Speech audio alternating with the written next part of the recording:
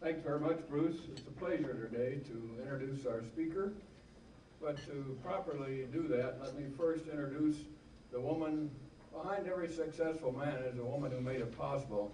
June Kinney, would you please stand up and be recognized?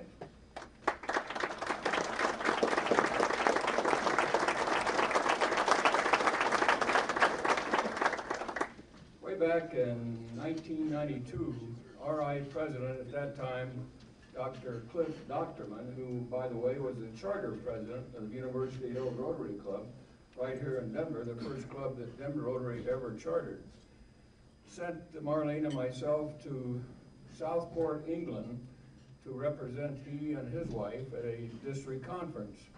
There we had the pleasure of meeting John and June Kinney, who at that time, John was the president of RIBI. I find out most of you have no clue what that means, and that's Rotary International British Isles. They have their own organization comprised of Scotland, Ireland, Wales, and England that operate within Rotary itself. And John was the president of RIBI, just as today he's the president of Rotary International. Our paths crossed along the way. We both served on the Audit and Operations Review Committee for quite a few years together. Unfortunately, we didn't get to serve on the RI board together as I was going off in 1995. John was coming on the board, but our paths have crossed enough that I know that John and June are some of the most respected and loved Rotarians throughout the Rotary world. Most of you have no clue of what it takes to be president of Rotary International. And I don't mean the campaigning, because there is none within Rotary. But as president-elect, he starts going to Rotary headquarters in Evanston quite frequently. I'm sorry, as president nominee. As president-elect, he spends 90% of his time either traveling or arranged to travel to Rotary clubs and some of the 200 clubs in the world that Rotary operates in, 200 countries, I'm sorry. As president, he continues that. So I suspect he doesn't know. He can tell you maybe all the outstanding Rotarians he's met in India and China and Africa and Europe and Asia and South America and on and on and on. But I suspect if he were to count it, he'd find in the last year and a half he's probably been to 65 different countries in the world. So it's quite a commitment, 2.5 years out of your life when you are RI president. Then you get a year's rest before you go on the Rotary Foundation board. And you're on there for several years. The last year he'll be chairman of the Rotary Foundation, just as he's president of RI this year. So when I introduce RI President John Kinney, I'm introducing you to a committed humanitarian of no equal in the world. Please welcome our president, John Kinney.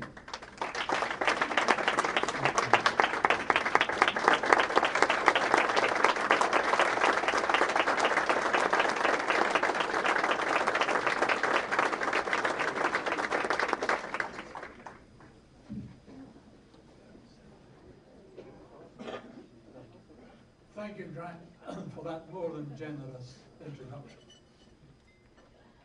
Vice President Bruce, past, present, and future officers of Rotary International, guests, and fellow Rotarians. It's good to be back in Denver, where I attended the High Country Pets about a year ago. That was my first visit to Colorado, and it's easy to see why Grant calls this part of the world God's country in America. June and I are delighted to be with you here today in Denver. Now, I've looked at the program and I see I can speak as long as I like, but you are all going to leave at 1 o'clock. So I will bear that in mind. It would be remiss of me if I did not take the time to thank someone for whom I have so much respect, past Director Grant and Marvin, who not only made arrangements for our visit here to Denver, but are acting as our aides. Being nominated, elected, and serving as President of Rotary International is not only an honor, but it is a privilege, and I treat it as such. It is most gratifying to see the work of Rotarians when we travel on Rotary business. About 6 weeks ago, June and I made a special visit to Banda Aceh in Sumatra, Indonesia, the epicenter of the devastating tsunami at Christmas 2004, where more than 200,000 men, women and children perished. We saw the work that the local Rotarians have done, assisted by the finance provided by clubs throughout the Rotary world. The sight of the mass graves, a freighter breached on ground 2 miles from the sea, swept there by the tsunami, and another vessel perched on the roof of a house, were sights that we will never forget. From scenes of devastation like that, the Rotarians are rebuilding the community. And I was pleased to officiate at the opening of a new clinic with modern facilities, planned and directed by the efforts of Rotarians.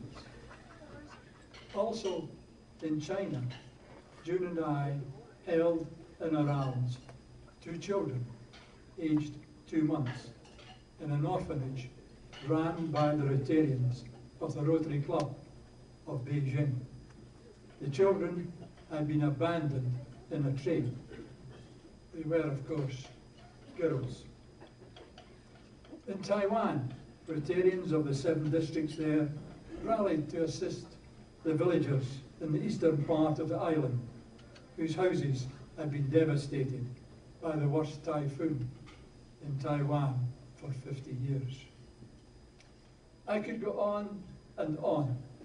I know how much you are doing here in Colorado to help those less fortunate than ourselves, and your magnificent support of our Rotary Foundation.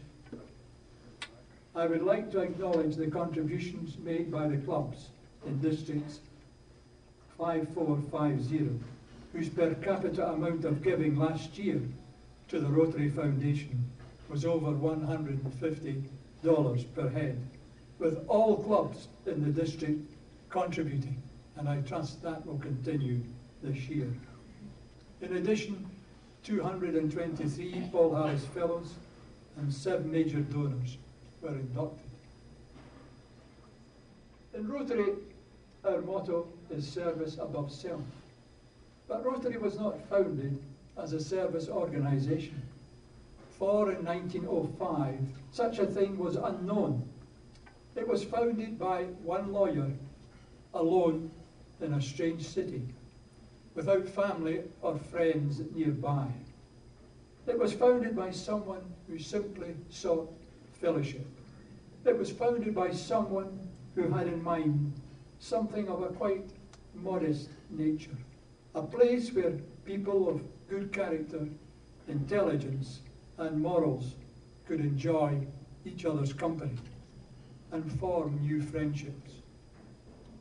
104 years later, thanks to Paul Harris, any one of us here today can travel to nearly any city in the world and never feel alone or be without friends. We can do this because Paul Harris' idea struck a chord that has resounded very strongly since that time. Today there are 1.2 million Rotarians in over 33,000 clubs throughout the world. And today, Rotary is an organisation that Paul Harris, in those first days, could never have imagined. One that digs wells, builds schools, and helps entire communities out of poverty. Water, health and hunger, and literacy are our emphasis this year. In this Rotary year, I ask Rotarians everywhere to continue to learn from our experiences and build upon our successes.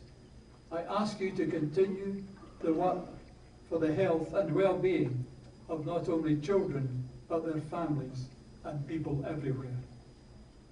Water is our first emphasis, because it is the first necessity